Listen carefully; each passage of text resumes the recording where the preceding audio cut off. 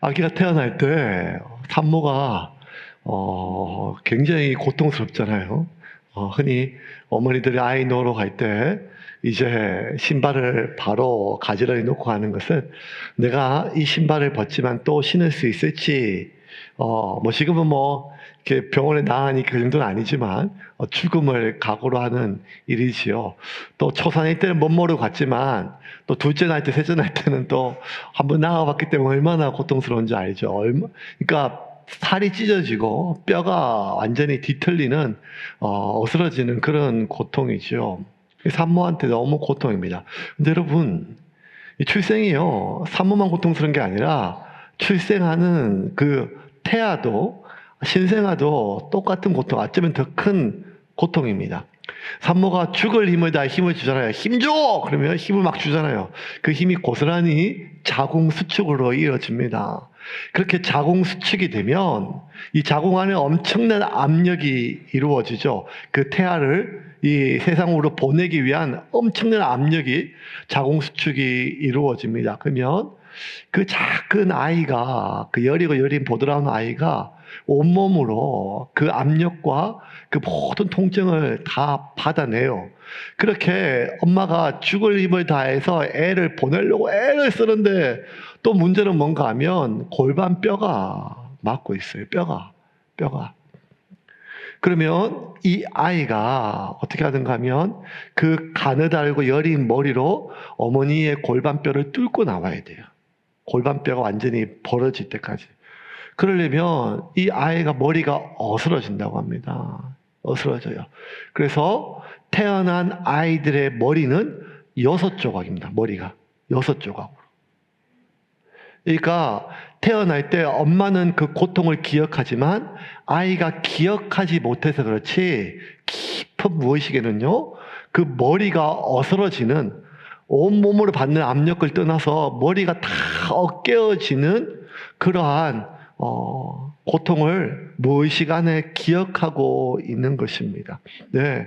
그때 머리가 좀 많이 어스러지면 갸름하고 좀 덜 어스러지면 이렇게 넙덜덜 하고 하지만 어쨌든 아이는 지금 생각해서는 그렇게 웃으며 얘기할 수 있지만 그 순간에는 아이가 죽을 힘을 다한 고통이죠. 그렇게 산모든 엄마든 아기든 서로 죽을 힘을 다해서 이 세상에 태어납니다. 그리고 엄마는 그 죽을 힘을 다하여 쓰는 이 모든 힘은 결국 이 아기를 세상에 보내기 위한 그러한 고통이고 아픔이죠. 그건 둘 다 목숨을 담보로 하는 것입니다. 엄마도 목숨을 담보로 하고 아기도 목숨을 담보로 하고 둘 다 죽었다 살아나는 거죠. 그러면 여러분, 저와 여러분은요, 그냥 우연히 태어나거나 태어난 김에 사는 그런 존재가 아니라 세상에 보냄을 받기 위해서 두 사람의 목숨값을 가지고 태어난 겁니다. 전부 다. 한 사람은 엄마의 목숨값이고 또 한 사람은 나 자신의 목숨값입니다. 기억하지 못할 뿐입니다. 그렇게 우리는 세상에 누군가가, 아니 내 엄마가 나를 세상에 보내기 위하여 내가 그렇게 뼈가 어스러지는 고통을 견디고 태어난 것입니다. 이거를 기억하면요, 우리가 세상에서 방향이 흔들릴 수가 없습니다. 있어야 될 자리에 있는 거죠. 그냥 태어난 것이 아니라 보냄받은 사람이니까요. 목숨값을 담보로. 그래서 그거를 기억하고 있기 때문에 엄마들은 자식이 귀한 거예요. 엄마들 자식이 귀한 거예요. 왜? 내 목숨값으로 태어났기 때문에. 그걸 알면 함부로 자식을 돌릴 수가 없는 거지요. 세상에 보냄받은 존재이기 때문입니다. 우리만 그런 것이 아니라 오늘 성경에는요, 하나님께서 세상에 보냄받은 한 사람을 소개하고 있습니다. 세례 요한입니다. 다다음 주 우리 교회도 또 봄 세례식이 있는데 6절 말씀 같이 한번 읽겠습니다. 하나님께로부터 보내심을 받은 사람이 있으니 그의 이름은 요한이라. 이 성경을 쓰고 있는 요한은 사도 요한이고요. 그 다음에 이 세례 요한은 예수님이 태어나기 좀 몇 달 전에 먼저 나신 분입니다. 예수님께서 세례 요한한테 세례를 받고 세례 요한이 워낙 기인처럼 이 광야에서 메뚜기 잡아먹고 그다음에 약태 털어 짐승 가죽을 입고 사람들에게 세례를 많이 줘서 그렇지 마치 세례 요한이 엄청나게 나이가 많은 것처럼 그게 아니라 단 몇 개월 차이입니다. 그런데 이 세례 요한은 신구약 중간 시대에 이미 선지자들이 많이 끊긴 시대에 사람들이 새롭게 처음 보는 그 시대 처음 보는 수백 년 동안 끊겼던 선지자가 없던 시대에 세례 요한을 뭐라고 불렀는가 하면 선지자 아니 엘리야. 그 세례 요한에 대한 평가가 너무너무 많았습니다. 심지어 예수님은요 선지자 엘리야를 뛰어넘어서 여자가 낳은 사람 중에 이 땅에 태어난 사람 중에 가장 위대하다고 말씀하십니다. 세례 요한에 대한 평가는 이렇습니다. 예수님 말씀 한번 볼까요? 마태복음 11장 10절 11절입니다. 이 사람에 대하여 성경에 이렇게 기록되어 있다. 보라, 내가 너보다 앞서 나의 사자를 보낸다. 그는 너의 길을 준비할 것이다. 내가 너희에게 진정으로 말한다. 여자가 낳은 사람 중에 그 누구도 세례자 요한보다 더 위대한 사람은 없다. 그러나 하늘나라에서는 아무리 낮은 사람이라도 세례자 요한보다 더 위대하다. 아니 이 세상에 여자가 낳은 사람, 남자가 낳은 사람은 없으니까 이 세상에 태어난 사람 중에 세례 요한보다 위대한 사람은 없다는 거예요. 세례 요한이 가장 위대하다는 예수님의 평가예요. 여러분 이 히브리인들은 태어나자마자 그들이 생각하고 상상하는 최고의 큰 사람 3명이 있어요. 첫 번째가 누군가 하면 아브라함이에요. 그들은 아브라함의 자손이에요. 그들은 죽을 때도 아브라함 품으로 간다 그래요. 하나님을 부를 때도 아브라함의 하나님이 이렇게 기도해요. 아브라함은 그들의 조상이 그들의 시작이에요. 또 한 사람이 누군가 하면 모세예요. 모세는 히브리 노예였던 자기들을 이스라엘 나라를 세운 사람이에요. 건국의 아버지예요. 하나님께서 얼굴을 대면한 거 직접 얼굴을 대면해서 이야기했던 홍해를 갈랐던 십계명을 가졌던 그 모세예요. 또 하나가 누군가 하면 다윗이에요. 다윗만한 왕은 없어요. 심지어 메시아 구원자도 다윗 같은 왕으로 태어난다 그랬어요. 그래서 히브리인들 사고 속엔 태어나자마자 그들의 모든 DNA 속에는요 어떤 왕도 다윗보다 위대할 수는 없어요. 어떤 사람도 모세보다 더 클 수는 없어요. 누구보다도 아브라함이 가장 소중한 사람이에요. 그런데 예수님이 뭐라고 하면 다윗도 모세도 아브라함도 세례 요한에 비하면 작다. 세례 요한이 가장 위대하다. 사람의 평가가 아니라 예수님의 평가예요. 그러면 이 예수님에 대한 이 세례 요한에 대한 하나님의 평가는 뭘까요? 하나님의 평가는 하나예요. 그게 뭔가 하면 하나님으로부터 보내심을 받은 자. 처음에 읽었던 6절 다시 한번 읽어볼까요? 6절 다시 한번 읽겠습니다. 처음에 읽었던 6절 말씀입니다. 같이 읽겠습니다. 하나님께로부터 보내심을 받은 사람이 있으니 그의 이름은 요한이라. 다윗보다 위대해도 모세 같은 그 업적이 있어도 이 세례 요한 설명하는 하나님의 단 한 줄의 평가는 내가 보냈다는 거예요. 이게 가장 중요한 거예요. 그래서 여러분 실제로 하나님이 세례 요한을 계획하셔서 보내셨어요. 예수님이 태어나기 전에 먼저 세례 요한이 태어날 것을 세례 요한의 부모님에게 먼저 이야기하시고 이 복중에 있는 아기를 가지고 마리아가 세례 요한의 어머니를 만날 때 친척이었거든요. 그때 이 복중에 있는 세례 요한이 뱃속에 있는 마리아의 뱃속에 있는 아이 그 예수님을 보고 느껴서 막 뛰놀았어요. 누가복음 1장 36절과 39절 42절 같이 읽겠습니다. 보아라, 그대의 친척 엘리사벳도 늙어서 임신하였다. 임신하지 못하는 여자라 불리던 그가 임신한 지 벌써 6달이 되었다. 그 무렵에 마리아가 일어나 서둘러 유대 산골에 있는 한 동네로 가서 사가랴의 집에 들어가 엘리사벳에게 문안하였다. 엘리사벳이 마리아의 인사말을 들었을 때에 아이가 그의 뱃속에서 뛰놀았다. 엘리사벳이 성령으로 충만해서 큰 소리로 외쳐 말하였다. 그대는 여자들 가운데서 복을 받았고 그대의 태중의 아이도 복을 받았습니다. 아니, 둘 다 뱃속에 있는 아이가 만났어요. 아직 내가 형성되기 전이에요. 인지가 몇 달 빠르대도 아직 태아예요. 그런데도요, 이 세례 요한이 복중에서 밖에 있는 예수님을 느끼고 나서 뛰어놀았어요. 왜? 세례 요한의 모든 DNA는 그 예수님을 위해서 만들어진 것을 아이는 인지하지 못했지만 온몸에 있는 모든 DNA가 반응하는 거예요. 여러분, 오늘 2025년 벌써 2달이 지났던 3월 첫째 주 주일날 이 시간 하나님이 오늘 말씀을 통해서 나에게 주는 첫 번째 메시지는 이거예요. 그 무엇인가 하면 하나님은 세례 요한을 보내신 것처럼 특별한 목적을 가지고 계획하신 것처럼 나 역시 하나님이 특별한 목적을 가지고 하나님의 계획 속에 나를 보내셨다는 거예요. 몇 주 전에 제가 마산에 있는 봉독교회라고 하는 교회에서 주례를 했어요. 저는 주례하기 전까지는 그 교회가 있는 줄도 몰랐어요. 갔는데 교회가 좀 아담하고 예쁘더라고요. 근데 주례하면서 제가 깜짝 놀랐어요. 이제 양쪽에 있는 식구들이 스몰 웨딩으로 하는데 그 교회가 그 신랑 할아버지가 개척한 교회예요. 근데 그 목사님이 마산에 여러 교회를 개척하셨더라고요. 개척해서 또 옮기시고 개척해서 옮기시고. 얼마나 귀해요. 그 옛날 시절에. 그렇게 귀하게 사역하시는 분인데 그 교회에서 그 목사님 아들도 목회를 한평생 하시고 이제 은퇴를 하시는 모양이에요. 근데 그 교회에 목사님의 손자가 결혼식을 하는 거예요. 그러고 보니까 제가 그 얘기를 듣는 순간 교회가 참 은혜로웠고 사람들이 너무너무 이렇게 결혼식 같지 않고 그냥 부흥회처럼 은혜가 돼요. 이렇게 조용조용하고 전부 다.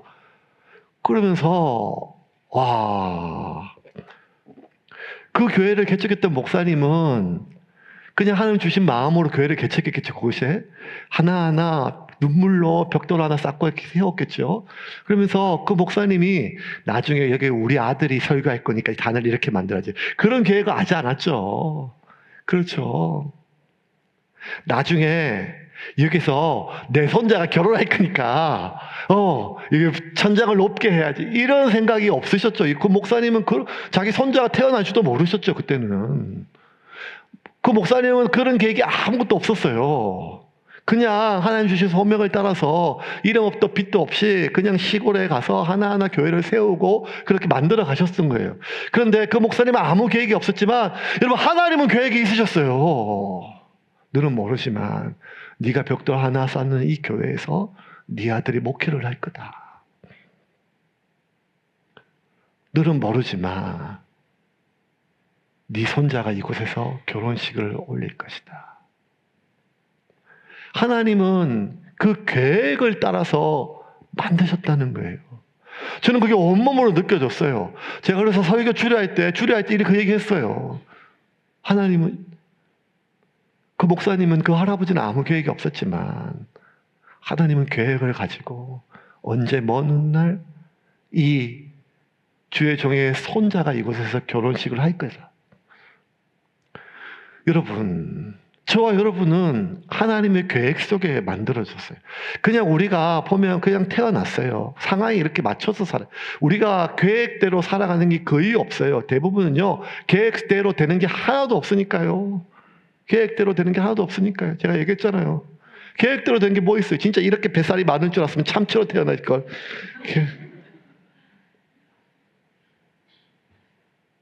우리가 계획대로 뜻하는 대로 이루어지는 게 뭐가 있어요?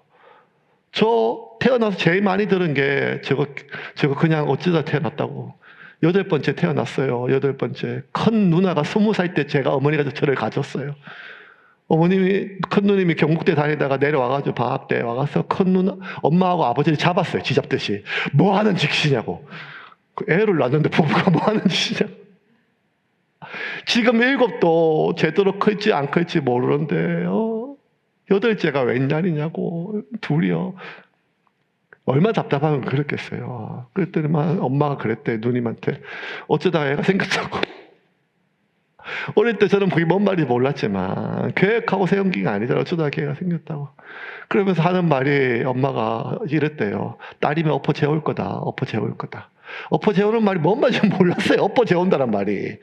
그게 지금 신문에 날릴 일이더라고요. 엎어재운다는 말이. 옛날에 그런 일이 많았는 모양이에요. 그냥 엎어재우는 게. 딸이면 엎어재우려고. 여러분, 저 아들이라서 살았어요. 그렇다고 여러분 죽음의 위기가 끝난 게 아니에요. 석 달, 넉 달 돼가지고 입덧이 안 떠나니까 엄마가 기가 막혀가지고 저 지우려고 2,000원 들고 동네에 있는 영남병원에 갔어요. 영남병 저 지우려고. 갔는데 저 지우는데 드는 돈이 2,500원이래요. 영남병원 원장님이. 그 동네면 보통 지워줄 건데 엄마가 나중에 갖다 준다고 하니까 안 된대요. 안 된대. 그래서 저 500원 때문에 살았어요. 그래서 여러분 500원이 큰 돈입니다. 한 생명을 살리는 돈입니다. 500원이 큰 돈입니다. 네. 그래서 저는 500원 동전의 학을 볼 때마다 하늘의 섭리를 느낍니다. 500원이 큰 돈이에요. 큰 돈. 그거 없었으면 어떻겠어요? 저 지워진 거 아니에요? 그래 보면 야 그때 진짜 어떻게 아들로 태어났네. 어떻게 영양병원 원장님 맨날 술 드시고 탁객이었는데 코가 빨개가지고 그분이 어떻게 날 살렸네. 그때 500원이 없었네. 우연히 진짜 나 화이팅 이게 아니라 여러분 저는 그렇지만요 하나님은 그게 아니라는 거예요. 하나님은 계획이 있으셨다는 거예요. 죄를 살려야 신호동에 세운 교회가 시작이 된다는 거예요. 아니 우리가 살아가는 많은 것들이 그래요, 여러분. 여러분들이 지금 그 가정에 태어나고, 여러분이 그 가정을 지금 만들고, 그 회사에 가고, 이 교회에 오고, 돌아보면 다 상황이에요. 그 학교에 간 것, 보면, 그냥 성적 때문에 이 학교 없어서 이 학교 갔어요. 아니, 이 사람하고 결혼할 상황밖에 안 돼. 내가 딴 데 결혼을 못 해요. 이렇게 엮여져요. 하지만 아니라는 거예요, 여러분. 나는 그런 계획이 없었지만, 하나님은 철저한 계획을 가지고 움직이시는 분이거든요. 그 하나님의 계획을 우리가 뭐라 부르는가 하면 섭리라 부르잖아요. 그리고 그 하나님의 계획을 하나님의 목적이 있다는 거예요. 하나님은 세례 요한을 목적을 가지고 하나님의 계획 속에 이 땅에 보내셨어요.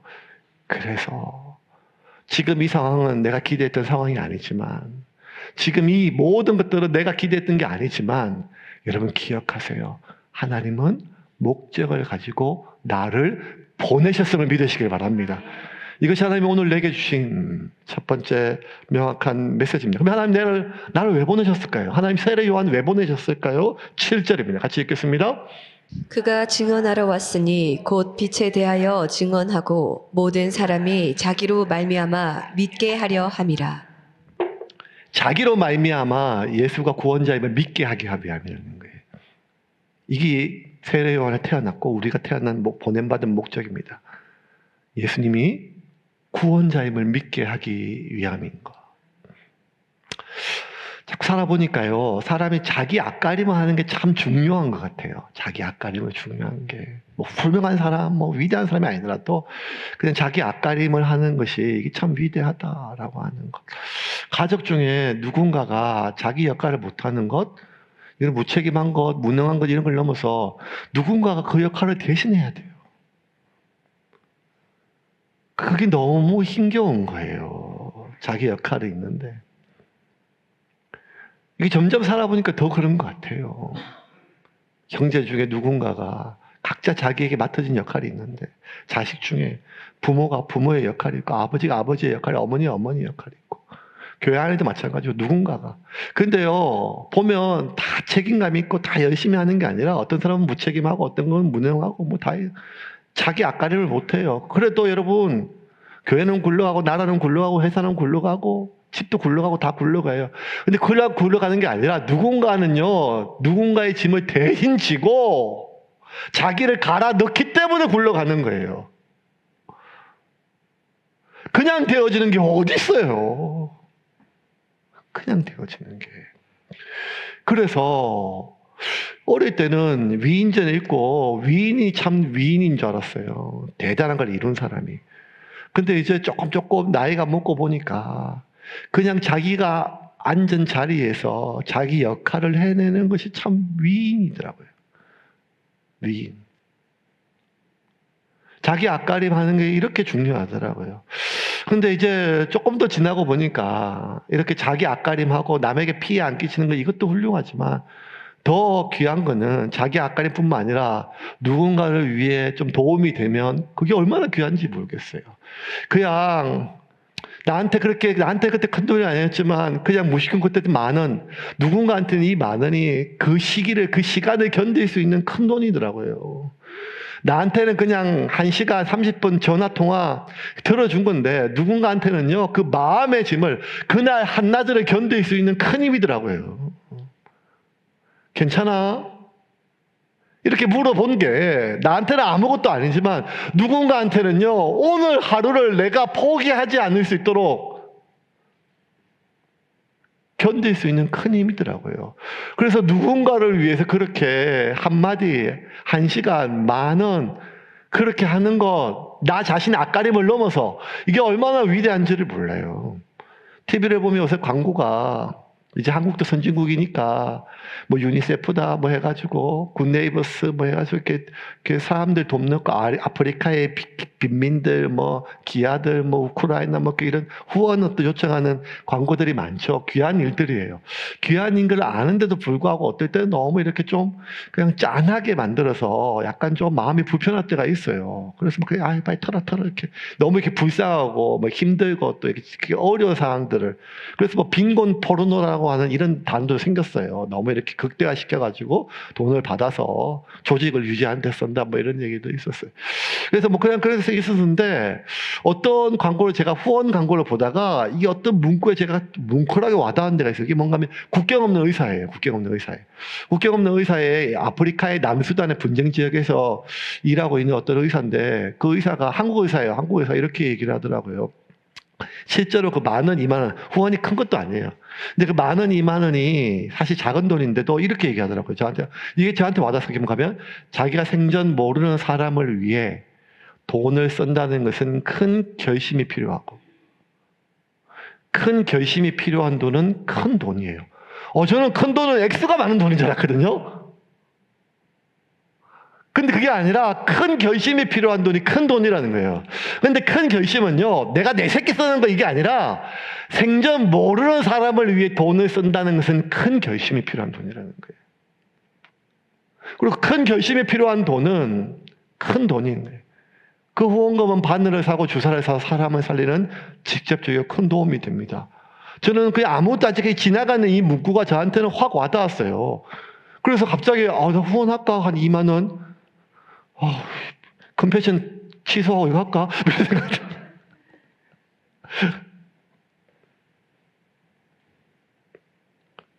큰 도움이 되죠. 그 의사가요, 한국 의사인데 생판 모르는, 얼굴도 모르는 남수단에서 흉부외과, 유일한 흉부외과 의사를 그 지역에서 그때. 흉부외과가 지금 한국도 부족하잖아요. 왜 그렇게 공부 잘하면 길을 쓰고 의대를 가려고 해요? 사람을 살리는 귀한 사명도 있지만 이 자본주의 사회에서 어쨌든 가장 안정된 최고의 고소득 아니겠어요? 머리 똑똑한 사람이 의사 해야겠죠. 의사 되려면 전문의 따려면 얼마나 고생이 심해요. 그 정도 누리는 거 당연하죠. 우리 그거 다 알잖아요. 인정하잖아요.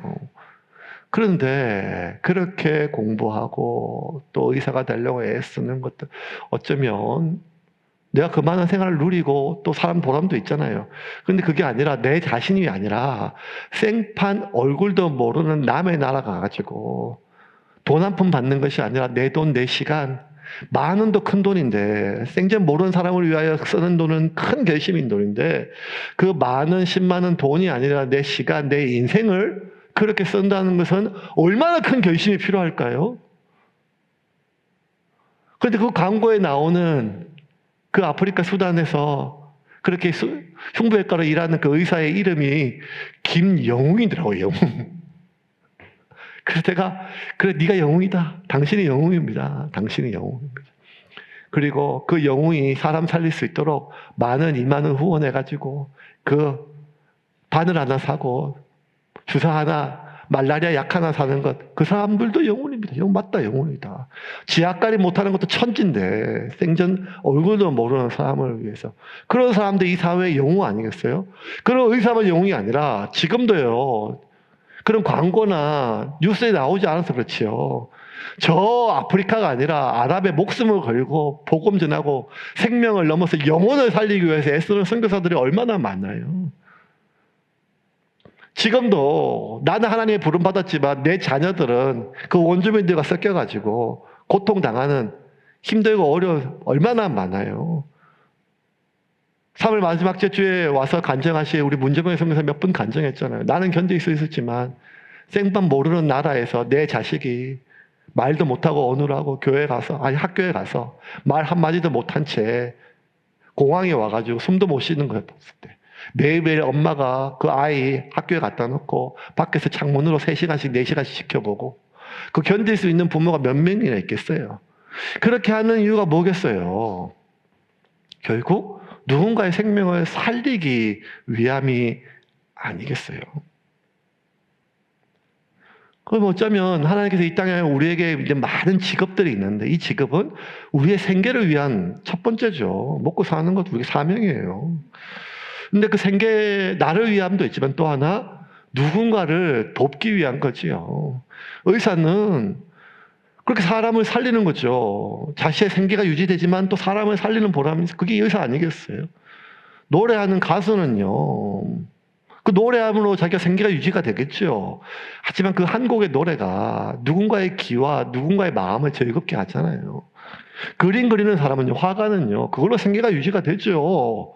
그걸로 먹고 살죠. 하지만 그 그림으로 누군가의 눈과 누군가의 마음을 즐겁게 하잖아요. 저 길에서 김밥 장사하는 할머니를 보세요. 그걸로 오늘 하루도 먹고 살아요. 하지만 그 김밥으로 누군가의 입을 즐겁게 하고 또 맛있고 싼 값이면 누군가의 마음을 즐겁게 하잖아요. 그러면 이 땅에 주어진 모든 일들은 결국 하나님께서 그래 그걸로 너 먹고 살아라 라고 주셨지만 또 누군가를 위하여 그가 교회를 다니든 안 다니든 아직 하나님을 알지든 못하든 결국 이 땅에 있는 모든 것은 하나님의 섭리 가운데 하나님의 계획 가운데 그 사람을 세상에 보내신 건 하나님인데 하나님이 그 사람을 보내실 때는요 그렇게 무언가 목적을 가지고 보내요. 그런데 의사가 사람을 살리는 그 보람이 아니라 돈 버는 재미에만 함몰된다면 선생이 사람을 가르쳐 세우는 그 보람보다 돈 버는 재미에 함몰된다면 그 가수가 노래를 부르고 사람들을 기쁘게 하는 게 아니라 세상을 조금이라도 밝히는 것이 아니라 자기가 돈 버는 재미에만 함몰된다면 그게 얼마나 큰 비극이겠어요. 여러분, 만약 종교가, 교회가 하나님께서 이 땅에 세우신 그 목적, 사람을 살리고 영혼을 살리는 것이 아니라 그냥 우리가 많아지고 그리고 우리가 얼마나 부흥했는 그 숫자 놀이에 함몰된다면 성도가 또 누군가를 살리고 누군가를 온전히 세우는 그 소명이 아니라 찬양하고 예배 드릴 때는 하나님 기쁨이 되고 하나님 우리의 주신 사명, 영혼을 살리는 거 이거 다 찬양하지만 그렇게 기도하지만 정작 그냥 내가 마음이 편하고 우리 가족 확장된 나를 위한 확장된 내 가족 평안 잘 되는 것 이런 것에 함몰된다면 이것처럼 모순이 뭐가 있겠습니까? 하나님이 원래 세운 목적이 그게 아니니까요. 원래 가장 기름진 것이 썩을 때 가장 악취가 심하거든요. 하나님 우리를 세상에 보내신 이유가 있을 거예요. 하나님이 교회를 만드신 이유가 있을 거예요. 하나님이 나를 태어나게 하신 이유가 있을 거예요. 그건 뭔가 하면 나를 보내신 그 이유는 무엇인가 하면 나를 통하여 또 누군가를 살리기 위함이 아니겠어요. 그런데 왜 우리는 우리에게 주어진 소명보다는 나 자신을 위해서 살아갈 때가 거의 대부분의 생각과 마음이 나 자신을 위할 거예요. 한 가지를 잃어서 그래요. 이게 뭔가 하면 내가 빛이 아님을 깨닫지 못해서 그래요. 요한은요 누구보다 자기가 빛이 아님을 알고 있었어요. 8절 같이 읽겠습니다. 그는 이 빛이 아니요 이 빛에 대하여 증언하러 온 자라. 빛이 아니라는 거예요. 빛나는 존재가 아니라는 거예요. 나는 빛이 아니라는 거예요. 근데 여러분, 다 이 빛이 되고 싶어 하죠. 예. 제가 한 4, 5년 전에 저만 알고 있었던 어떤 밴드의 가수가 하나 있어요. 제가 이 가수를 저게 찬송가처럼 많은 청년들에게 알려줬어요. 중식이라고 하는 친구예요. 이 친구가 불렀던 노래 중에, 부산 친구인데 노래가 다 이상하게 생긴 것도 이상하지만 노래가 가사가 하나 와도, 그 중에 이 반딧불이라는 노래가 있어요. 나는 내가 빛나는 별인 줄 알았는데 알고 보니까 자기가 별이 아니라 나는 몰랐어요. 내가 벌레라는 사실을. 반딧불, 그 노래. 나중에 지금 딴 사람이 불러가지고 유명해졌는데, 그 가사를 들을 때마다 나는 내가, 한번 불러볼까요? 나는 내가 빛나는 별인 줄 알았어요. 한 번도 몰랐다는 거예요. 나는 몰랐어요. 내가 벌레라는 것을. 하늘에 있는 별인 줄 알았는데 오늘 보니까 벌레였다는 거예요. 이 세상을 살아가는 수많은 젊은이들이 자기가 다 별인 줄 알고 태어나요. 엄마들이 이러면 저희를 태어날 때, 태어나기 전에는 엎어서 재우려고 그랬는데 똑 말하고 똑똑하니까 저희 어머님이 저를 김판사 이래 불렀거든요. 김판사. 여러분, 판사가 발음이 얼마나 중요한데요. 예, 징역 이래야 되는데 사형 이러면 큰일 나잖아요. 발음이. 저는 판사가 될 줄 알고 컸는데, 다들 사람을 태어날 때 별인 줄 알고 태어나지요. 그렇게 되려고 해요. 반짝반짝 빛나면 좋겠어요. 애들 선교원 발표할 때 내 애만 보여요. 성탄절 날 여기 찬양 부를 때 찬양은 하나님께 영광이지만 하나님이 이 땅에 태어나고 말든지 내 자식 사진만 찍으면 돼요. 왜? 내 자식만 눈에 빛나거든요, 지금. 이 땅에 비주류로 살아가는 서름이 있어요. 누군가의 병풍으로. 비주류로. 나는 어쩔 수 없이 그렇게 살았지만 너만은 그렇게 누군가의 병풍으로 살면 안 된다. 주체적으로 살아라. 반짝반짝 빛나면 좋겠다. 그게 우리 발음이잖아요. 그래서 내가 빛이 아님을 아는 것도 참 서글프지만, 내가 별이 아니라 벌레라는 것을 아는 것도 슬프지만, 그것을 받아들이고 사는 것이 너무 쓸쓸하고 서글픈 게 우리의 마음 아니겠어요? 그래서 어떻게든지 자식은 별을 만들려고 공부를 시키잖아요. 근데 여러분, 내가 별이 아님을 아는 것이 그렇게 서글픈 일이 아니라는 거예요. 지금 세례 요한이 그래요. 내가 별이 아님을 받아들이는 것. 왜? 나는 빛나니까요. 난 반딧불 노래 한번 들어보세요. 중식이, 황가람이라고 하는 가수가 불렀지만 그 원작자가 아니에요. 중식이라고 하는 이상한 부산 사람이에요. 그 친구가 부르는 걸 좀 들어봐야 돼요. 별이 아니라 벌레지만, 별은 지가 내는 게 아니라 반사할 뿐이지만 반딧불은 지가 빛을 내거든요. 세례 요한에게 끊임없이 물어요. 너 누구냐? 너 누구냐? 너 누구냐? 19절과 20절 같이 읽겠습니다. 유대인들이 예루살렘에서 제사장들과 레위인들을 요한에게 보내어 내가 누구냐 물을 때에 요한의 증언이 이러하니라. 요한이 드러내어 말하고 숨기지 아니하니 드러내어 하는 말이 나는 그리스도가 아니라 한데. 왜 이렇게 사람들 우리한테 묻는지 몰라요. 너 누구냐? 너 뭐냐? 뭐하냐? 궁금한 거예요. 얘기를 못하면 너 요새 뭐하냐? 애는 뭐하고? 어느 학교에 갔냐? 심지어 몸무게가 몇 킬로인가 자꾸 물어봐요. 세상은 자꾸 너 누구냐라고 물어봐요. 근데 자꾸 살다 보면 내가 누구냐라고 할 끈덕지가 자꾸 없어져요. 끈덕지가. 근데 여러분, 결국 내가 빛이 아님을 받아들이는 게, 벌레임을 받아들이는 게 서글픈 것이 아니라, 내가 빛이 아님을 받아들일 때 진짜 빛에 대하여 비로소 내가 증거할 수 있어요. 내가 빛이 아님을 깨달았을 때 비로소 내가 구원자가 아님을 깨달았을 때 그때 내가 진심으로 구원자를 증언할 수 있고 소개할 수가 있다는 거예요. 그런데 내가 빛이 아니고 내가 구원자가 아니고 내가 별이 아님을 깨닫기 전까지는 사람은 끊임없이 내가 빛나고 싶어 해요. 반짝반짝. 얼굴도 예쁘고 나는 좋은 사람이 되고 싶고. 여러분, 우리 주변에 내가 대놓고 그러지는 않지만 무의식 중에 자꾸 나를 구원자로 만들려 해요. 엄마가 해줄게. 엄마가 해줄게. 소중한 것이 야, 괜찮아. 내가 엄마 해줄게. 엄마 있잖아. 아빠가 있어, 아빠가 해줄게, 아빠가. 괜찮아, 아빠가 마지막에. 아빠가 항상 있어.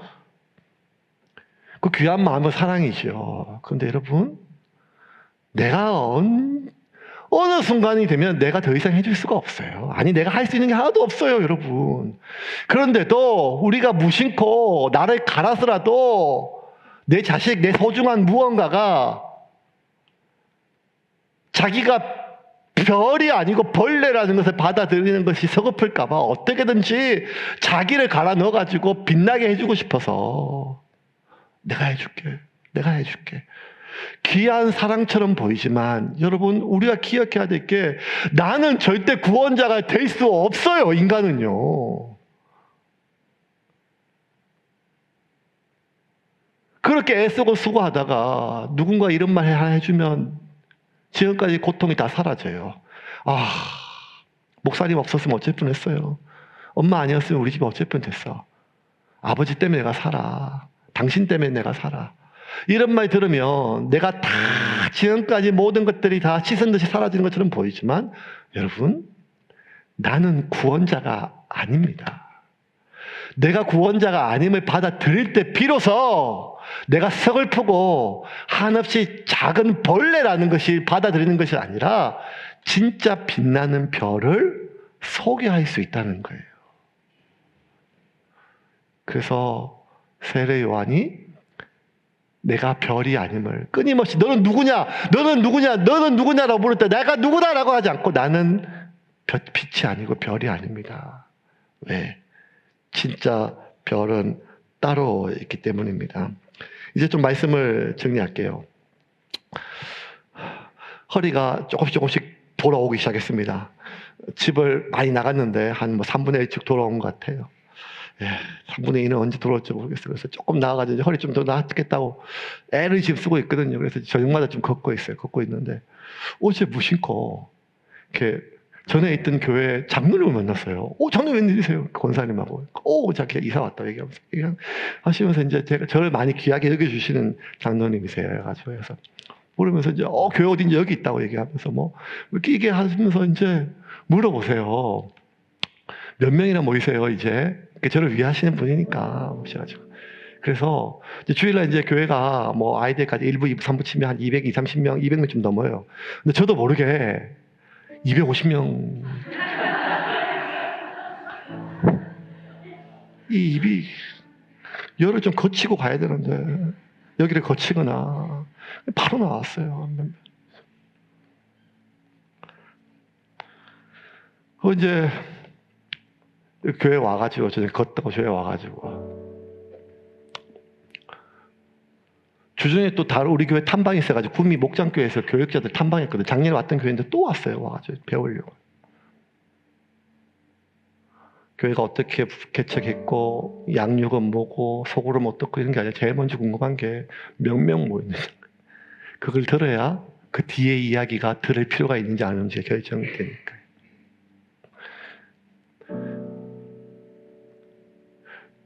교회가 생명을 살리는 영혼을 구원하는 게 아니라 얼마나 많이 늘었나 숫자 노름에 빠져 있는 게 얼마나 타락한 거라고 지금 설명해 놓고도 저도 모르게 너 누구냐 물으니까 250명 이렇게 얘기해요. 세상은 자꾸만 물어요. 너 누구냐? 너 누구냐? 그런데 이 나이 되고 보니까 나는 누구지 하고 나를 설명할 게 별로 없어요. 설명할 게 없어요. 내가 참치라면 뱃살을 설명할 건데 나를 설명할 게 없어요. 별로. 그러니까 헛살은 것 같아요. 잘못 사는 것 같고. 근데 여러분, 내가 너무 생각 없이 살았나? 계획 없이 살았나? 아니요. 나는 그렇게 살았을지 몰라도 하나님은 철저한 계획 속에서 나를 인도하셨음을 믿으시기를 바랍니다. 세례요한은 지금도 자기를 내세울 게 없어요. 집이 없거든요. 광야에 살거든요. 오늘 아침에 뭐 먹었냐 물어보면 메뚜기 잡아먹었다 그래요. 옷은 뭐 입냐? 짐승 잡아 털옷으로. 죽을 때까지. 죽을 때 잘 죽은 것도 아니었어요.